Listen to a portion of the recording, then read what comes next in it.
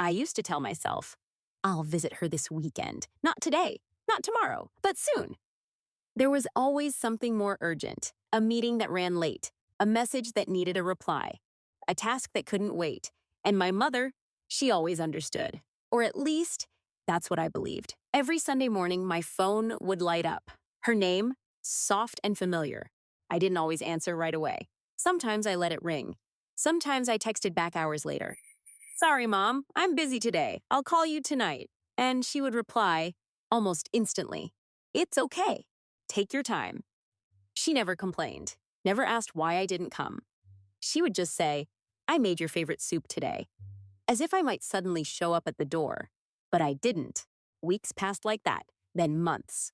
And still, I kept saying the same thing. Next week, soon, I promise. I don't even remember how many promises I made. What I do remember is the last time she called. It was a quiet evening. I saw her name on my screen. I hesitated, just for a moment. Then I let it ring. I'll call her back later, I thought. But later never came. That night, something felt different, strangely quiet. No message, no second call, just silence. The kind of silence you don't notice at first, until it slowly begins to feel heavy. The next morning, I picked up my phone and called her. Once, twice, 3 times, no answer. And for the first time, she didn't call back. I told myself maybe she was busy. Maybe she went out. Maybe she just didn't hear the phone. But deep down, there was a feeling I couldn't explain. A quiet fear growing slowly inside my chest. And that was the moment everything began to change. I called again later that afternoon. Still nothing. No answer. No message. No familiar voice saying, Hello? I stared at my phone for a long time, as if it might suddenly light up. But it didn't. For the first time, I felt something I hadn't felt before. Not annoyance. Not impatience. But uneasiness. A quiet kind of worry that didn't have a clear reason. I told myself I was overthinking. She's probably resting. Maybe she went to the market. Maybe her phone is on silent. There were so many maybes, and I held on to every single one, because the other possibility was something I didn't want to face. That evening, I tried again. This time, I let it ring longer, long enough to hear that empty tone echo again and again, until it stopped. And all that was left was silence. I opened our message thread. The last message she sent was still there. I made your favorite soup today. I had seen it before. I had read it quickly, and then I moved on.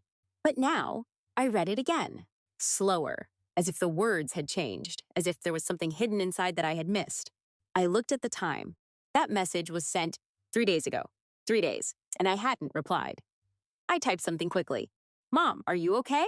Sorry, I've been busy. I'll come visit this weekend. I stared at the screen.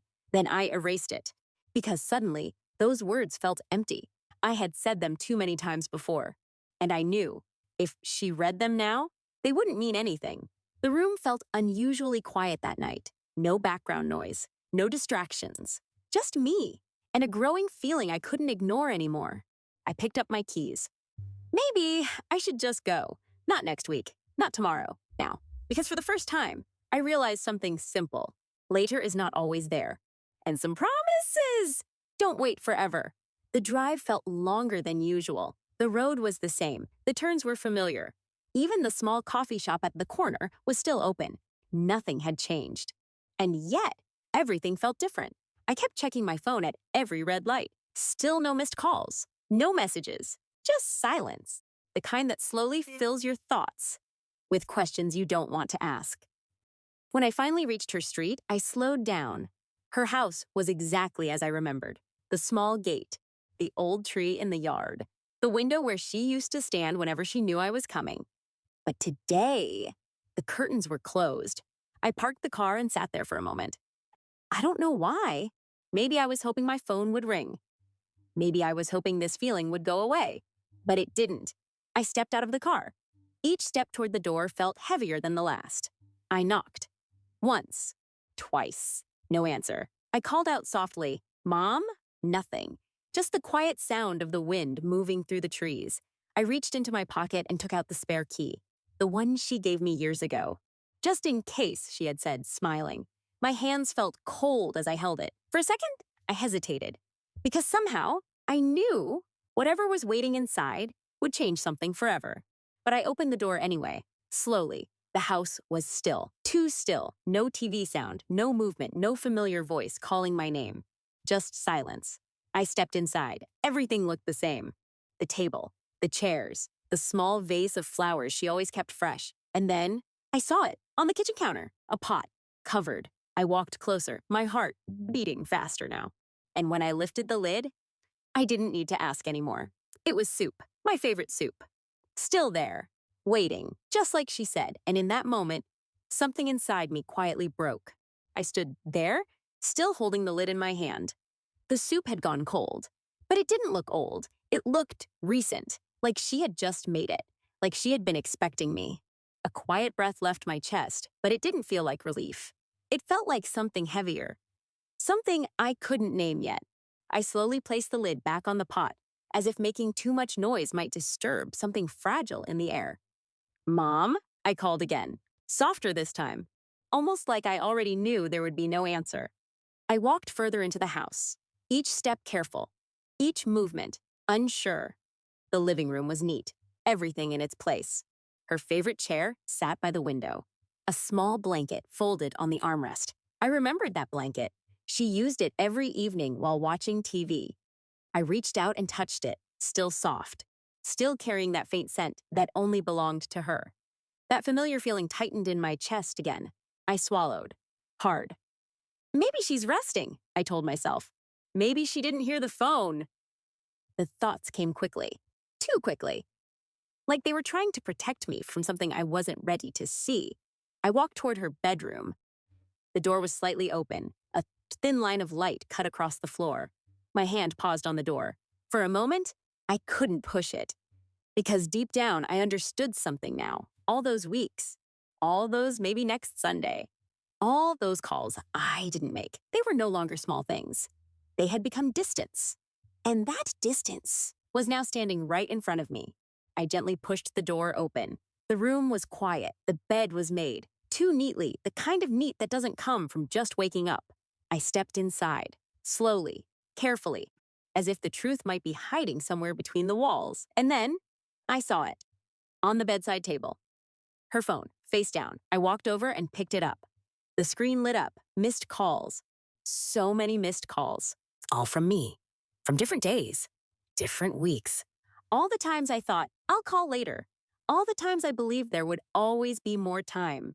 My fingers trembled slightly as I scrolled. And then I noticed something else. A small piece of paper next to the phone. Folded, simple. I stared at it for a long moment, my heart beating louder now. Because somehow, I knew this wasn't just a note. It was something she left behind. Something meant for me.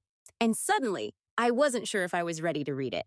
My hands felt heavier than before as I slowly unfolded the paper. It wasn't long. Just a few lines, written in her familiar handwriting. Simple, careful, a little shaky. I took a quiet breath and began to read. "My dear," I stopped. Just those two words, and already something inside me began to fall apart. "I know you are busy. You always tell me you will come next week. So I made your favorite soup, just in case today is the day." My vision blurred for a moment. I blinked, but the words didn't change. I don't mind waiting. I just like knowing you're doing well. That's enough for me. My fingers, never asking around the paper, never asking for more, never saying she felt lonely, just quietly waiting. I may not always answer the phone. Sometimes I feel a little tired. But don't worry about me. My breath caught. A small, almost invisible line written at the bottom. If one day I don't answer, it just means I finally had a good rest. The room went silent, completely silent. Not the kind of silence that feels peaceful, but the kind that presses against your chest until it hurts. I lowered the paper slowly, and for the first time, I didn't try to hold it in. The tears came quietly. No sound, no sudden movement, just a steady, gentle falling, like something that had been waiting for a long time. I looked around the room again. Everything was still there. Her chair, her blanket, the soup in the kitchen. All the small things she prepared, again and again. For a moment that I kept delaying. "I'll come next week." I whispered it softly. But this time, it sounded different. Empty. Too late. I sat down on the edge of her bed, the same place she probably sat many evenings, holding her phone, waiting for it to ring, waiting for me. And suddenly, I understood something I had never truly felt before. Love doesn't always ask loudly. Sometimes it waits quietly. And if you're not careful, you don't notice it until the waiting stops. I stayed there for a long time, not saying anything, not moving, just sitting with the truth I could no longer change. That some promises don't break all at once. They fade, slowly, gently, until one day, there's nothing left to keep. If you still have someone waiting for you, don't wait too long, because next week is not always yours to choose. Thank you for listening.